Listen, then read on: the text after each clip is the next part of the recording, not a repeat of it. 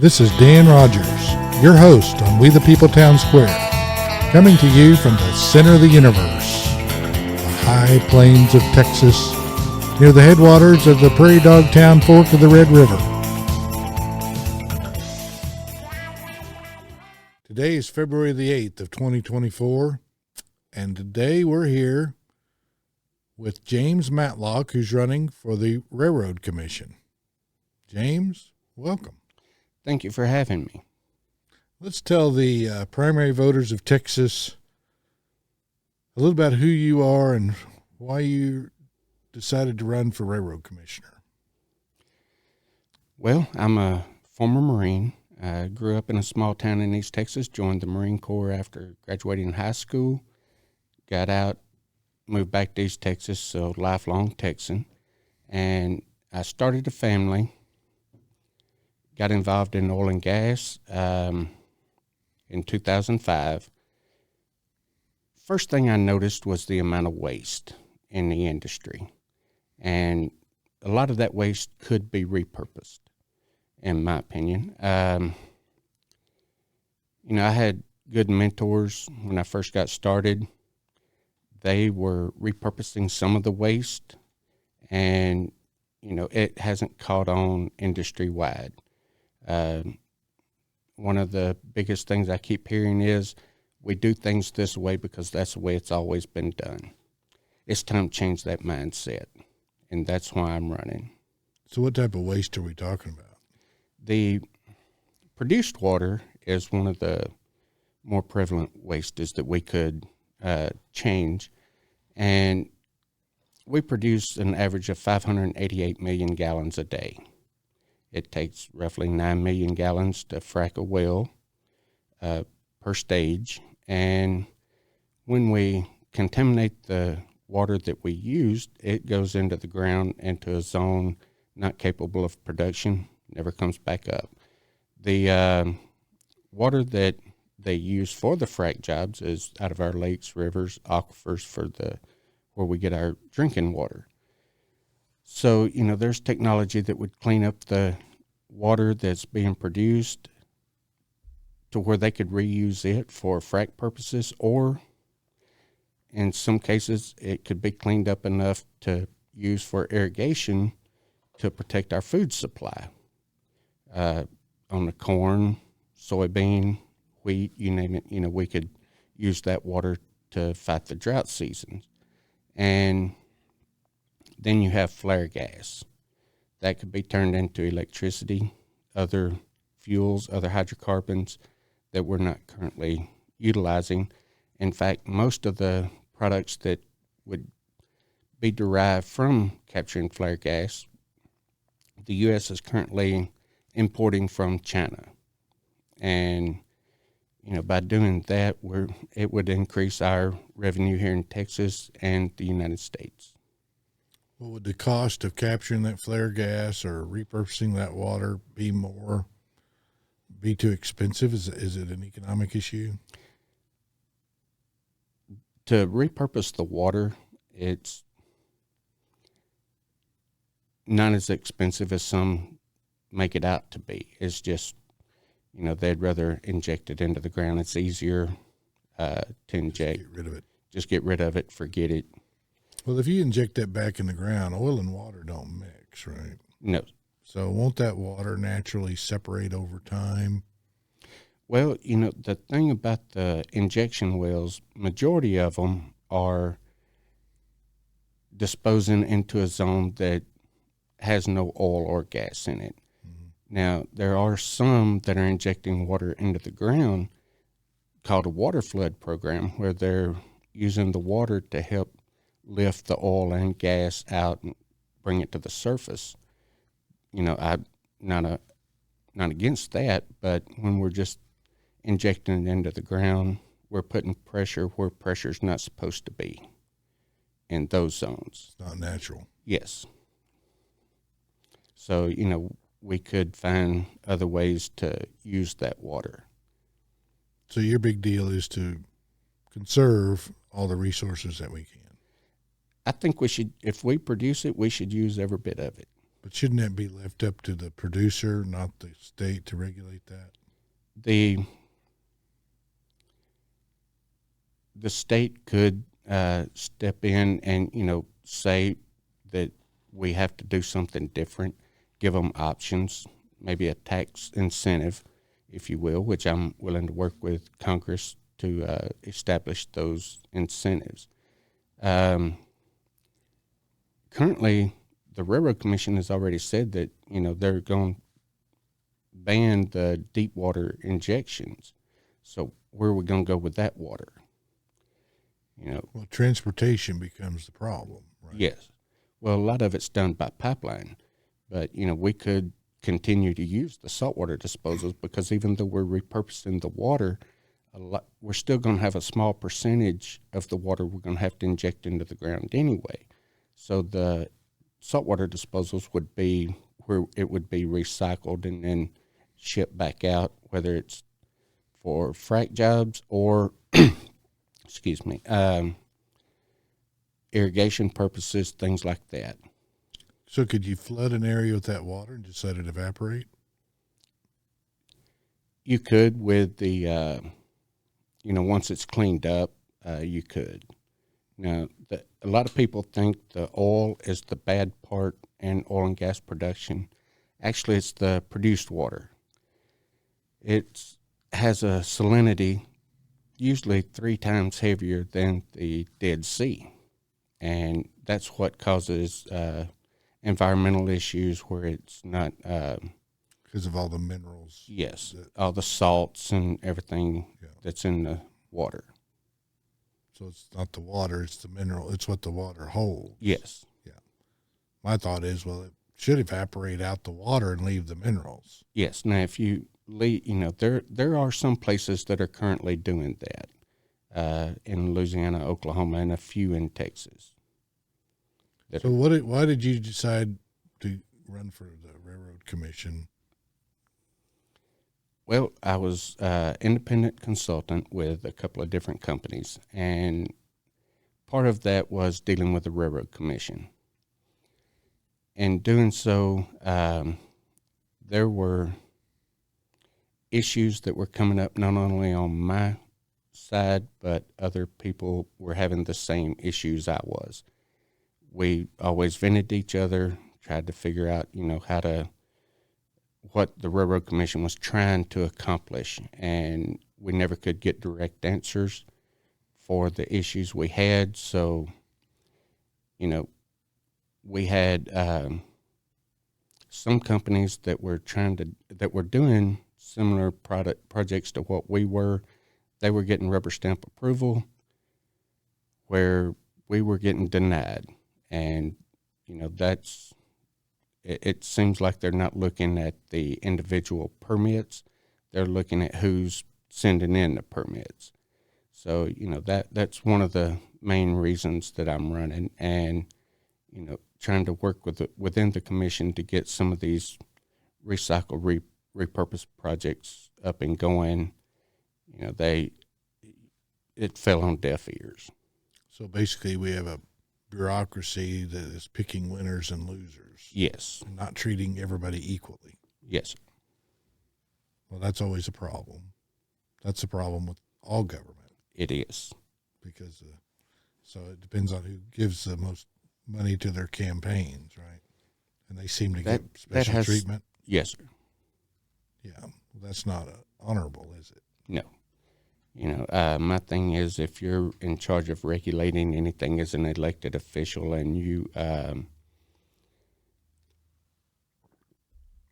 make money off of something, you should recuse yourself from any decisions made based on that project. Right. And you don't believe that's being done? No.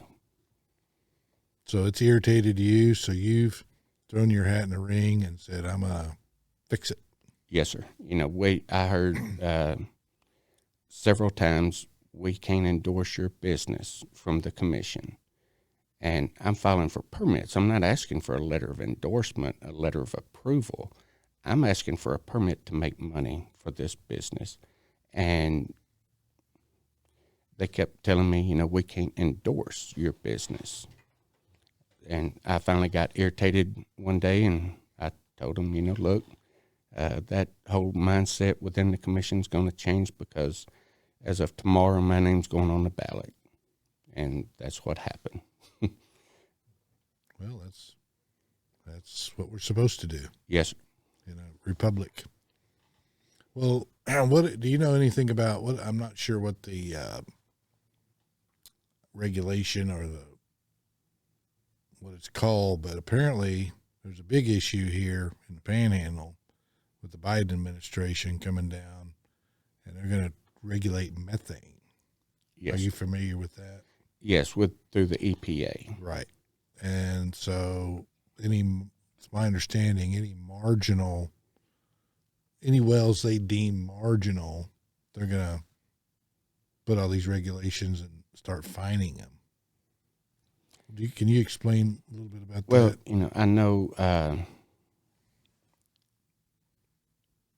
for the most part, the Railroad Commission would be the one to hopefully oversee all of that.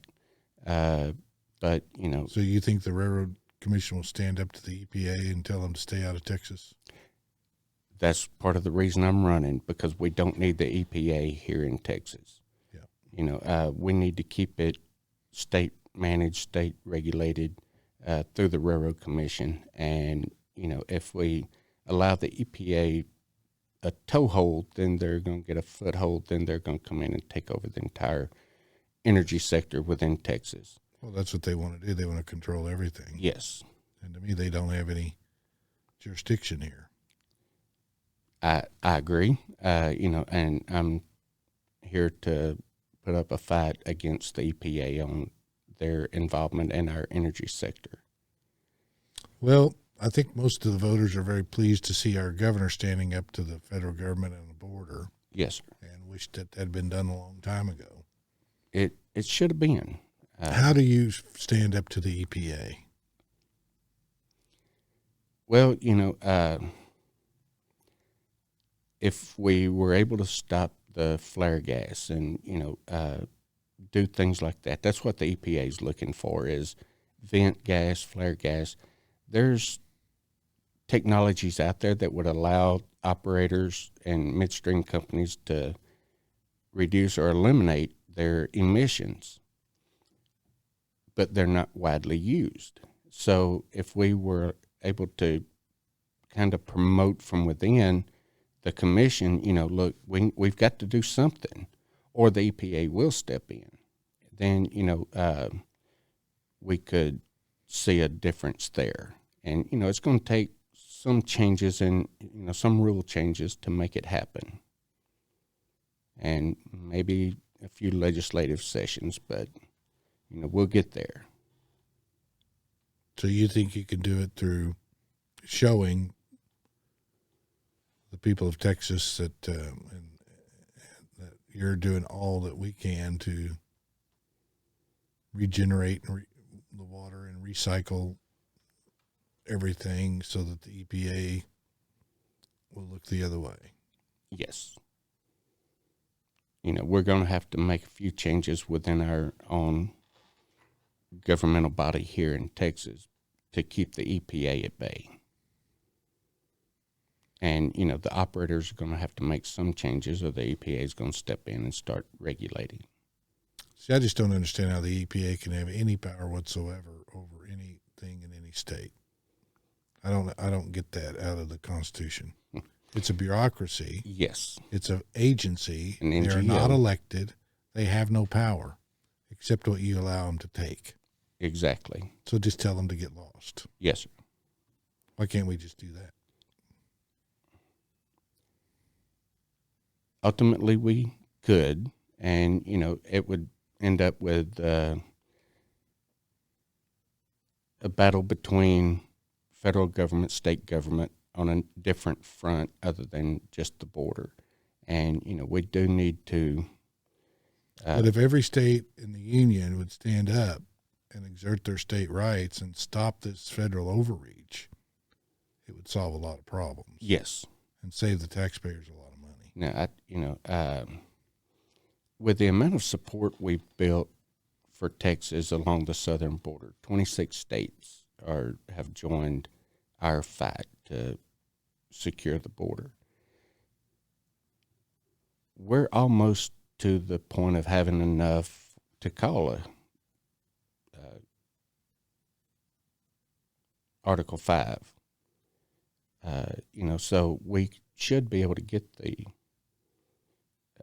the votes there, but that's what it's going to take is we're going to have to come up with something to where all the states are on one page. Now, there are some states that will never get on our side, but well, maybe, but I think if we got, of course, I'm a big proponent of getting rid of the electronic voting because yes. I think that's stealing our voice, which is our vote, and we have no ballot now. There is no ballot. Yes. Which means nobody's elected in the way I look at it because yes. there's no ballot. But if we can get back to ballots and verify the elections, then I think everything would change because the people don't buy this stuff. Yes. It's not the people wanting it. It's the bureaucracy that's gotten so big at the federal level that nobody can control it. And ultimately that falls back on you and I. Yep. We have allowed the politicians to step in and take just a little bit at a time to where we didn't really notice what was going on in the name of security. Mm-hmm. Number one, look at the Patriot Act. We, the people, got behind it, said, okay, we need to secure ourselves.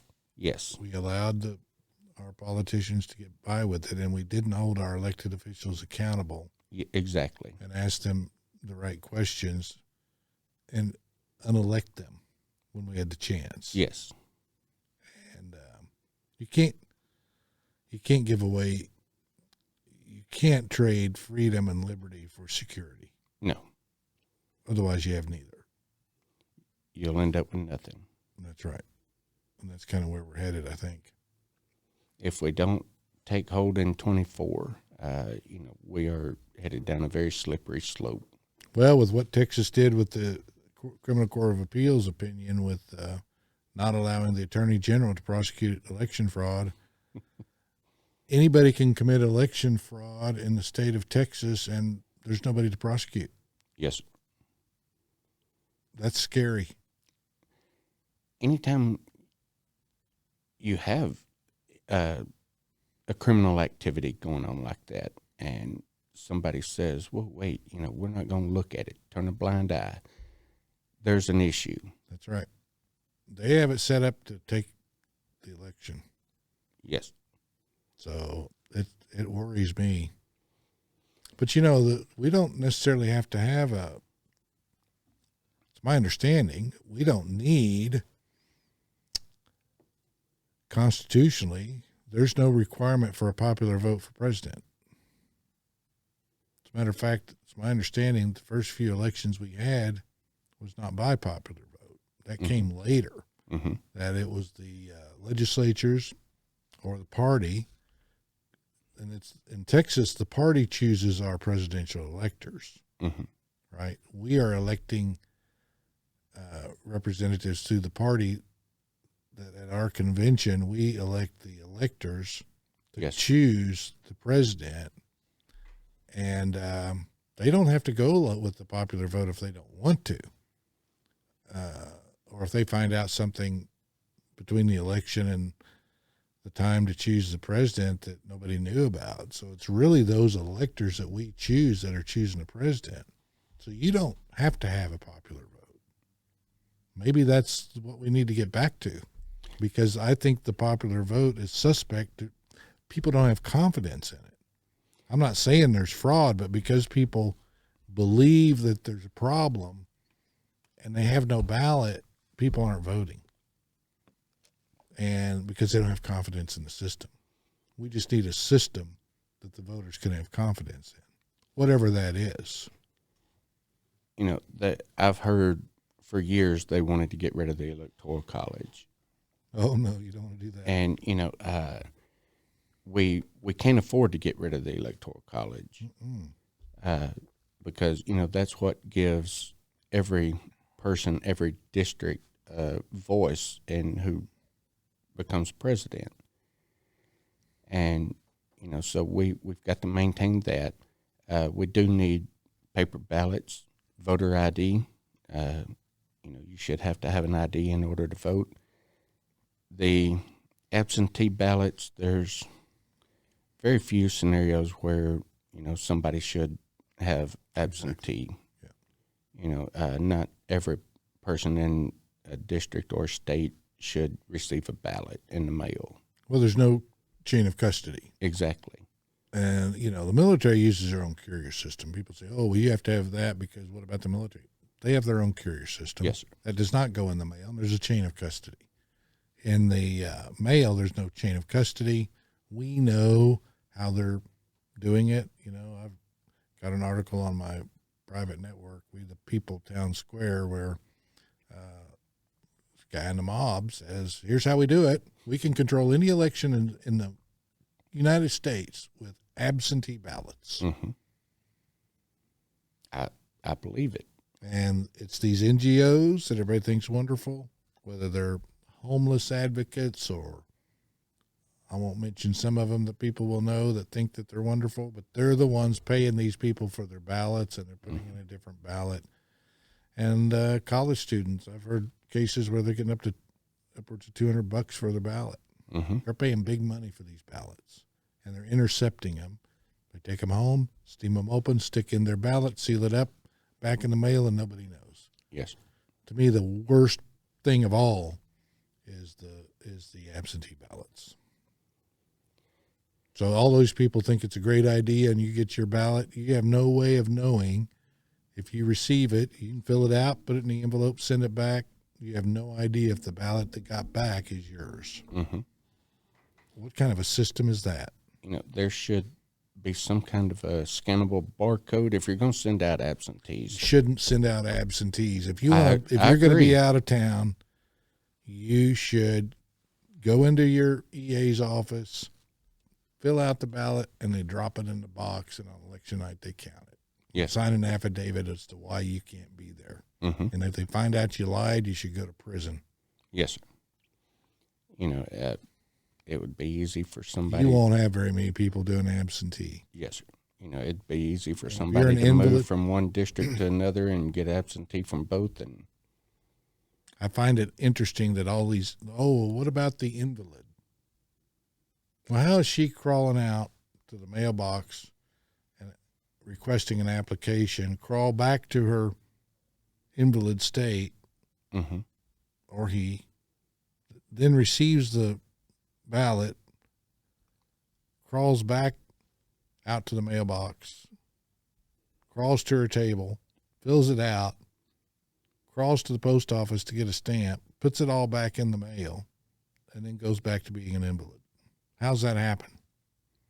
Yes, sir. Somebody else is voting that ballot. Mm-hmm. Doesn't happen. So I just think that, but that's the argument that they use against us. Well, it sounds like you're a pretty practical and common sense businessman. And is there anything else you'd like to tell the voters as to why you want to be on the Railroad Commission?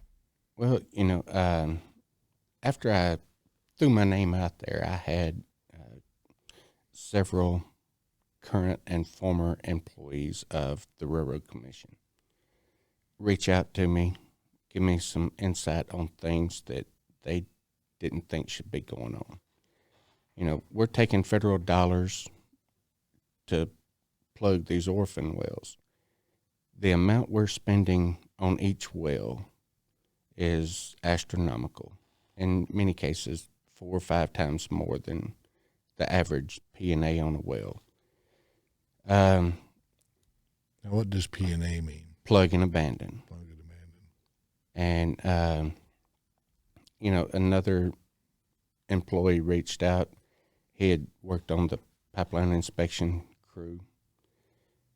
He had been contacted by one of the local municipal district, municipal leagues, and they were having a meeting. I can't remember how many counties were going to be present. They wanted him to come out and do a presentation for their, what he looked for when he inspected the natural gas pipeline delivery system in their towns, communities, things, and he's all for it. He calls Austin to see if they had a PowerPoint that he could use, or did he need to create his own. Austin told him he was not allowed to do that. Now, having had a small trucking company years ago, I went through a voluntary DOT audit where I called DOT and said, okay, look, I want to make sure my records are right. Can you come inspect me? They came out, they looked through it. If they found anything, I got a verbal warning. But then, they came back in later and did a full-blown inspection to make sure that I corrected anything they found. And, that's the way the Railroad Commission should work. Mm-hmm.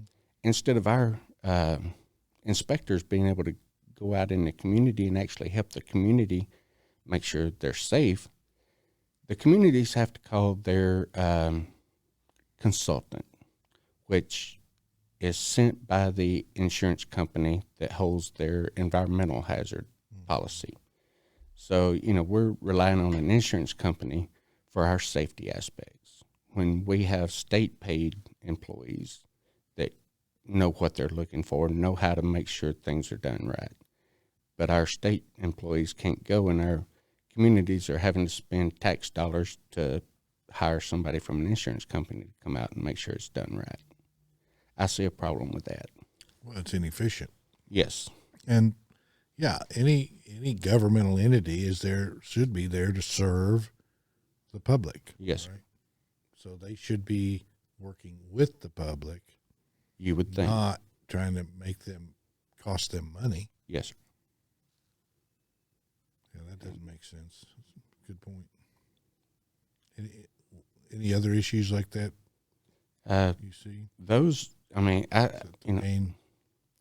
see a lot of issues, like on the orphan well, my plan would be, instead of going in, plug and abandon all 8,000 we have on state liability roll right now, we need to hire wireline crews from each district to go in and survey the wells, survey the integrity of the production of the casing, cement jobs, everything inside the well. Once we get a survey on it, we set up a triage system, 1 to 10, 10 being that thing needs to be plugged right now. And 1, okay, it's, in good shape, no problems, and all points in between. Once we get the triage system set up, then we take the wells that are in decent shape and we put them on the auction block just like you would a drug seized property. Operators can come in, new businesses can come in and see the integrity of the well and decide to purchase it. Now, our minimum bid would be the cost of the wireline crew to go out. That way it's not costing the state any money. So, we would get the 8,000 wells off of our liability, plus, hopefully get them back into production. Now, some rule changes that would have to take place. It's difficult to turn one of these oil and gas wells into geothermal or hydrogen producing wells based on the current rules. So we would need to include geothermal and hydrogen into the aspect of trying to, get the wells off of state liability. So that would apply to gas as well as oil? Yes. Wells? Yes. Well, that's interesting. Yeah. How many? So there's over 8,000 wells sitting there abandoned? Well, there's 8,000 orphan wells where the company typically has gone out of business and just left them, to their own demise. And over time, the corrosion of the natural gas of the produced water coming up will eat away at the casing and the production pipes, cement, And, then we end up with environmental issues where if we had the wells actively in production for whatever purpose, geothermal, hydrogen, oil and gas, then, the Railroad Commission would still be doing their inspections on them. The company would be doing preventive maintenance, making sure, everything's the way it's supposed to be, and it would reduce the number of environmental issues we have. So it's kind of like a property. If it sits abandoned, and it just kind of falls apart. Yes, sir. So it looks, but you can't see them necessarily, so nobody's pushing anybody to do anything about it. Exactly. But still, there could be a problem. Yes, sir. And it's revenue, potential revenue for the state. Yes. Very good. Do you know how many oil wells there are in Texas? I'm not sure what the exact number is. A lot. Yes, a lot. We've had record production month after month, year after year, and we need to keep it that way. Yeah. Does the Railroad Commission, do they regulate helium? Or is that federally regulated? I'm not sure about helium. That's one I've never looked into that. Well, here in Amarillo, we're sitting on the largest helium reserves in the world. Okay. So I know they auctioned those off here recently, or in the middle of it. And I didn't know if that's something that would come before the Railroad Commission or not. Yes. Now, if they're like the CO2, the Railroad Commission would oversee that. And I'm sure, the helium production would be overseen by the commission as well. So they're kind of, the Railroad Commission, what all do they regulate besides oil and gas? Pipelines, the mining industry, and, those are pretty much the extent of. What's my understanding is the Railroad Commission is really like the most powerful agency in Texas. Yes. It affects almost everything that we do. A lot of the Railroad Commission is very important. Yes. And do you have a website where people could learn more about you? I do. Matlock4rrc.com. Matlock, the number 4rrc.com. Matlock, the number 4rrc.com. Yes, sir. Well, very good. Is there anything else you'd like to tell the voters before we wrap it up? I appreciate your consideration. Early voting starts in 12 days. And February 20th. Yes, sir. And March 5th, the day to vote. Get out and vote. If you don't do it early. We need everybody to vote. The more people that show up, the better. Yes. So we want informed voters, because we believe informed voters make good decisions. Exactly. And it's about learning what the information is. And what I always want to remind people, if you don't know any of the candidates in the race, you should skip the race. Don't guess. Mm-hmm. Yes. So, all right. Well, we thank you for coming, James, and good luck out there on the campaign trail. And I appreciate the opportunity to come in and talk to you tonight. Enjoyed it.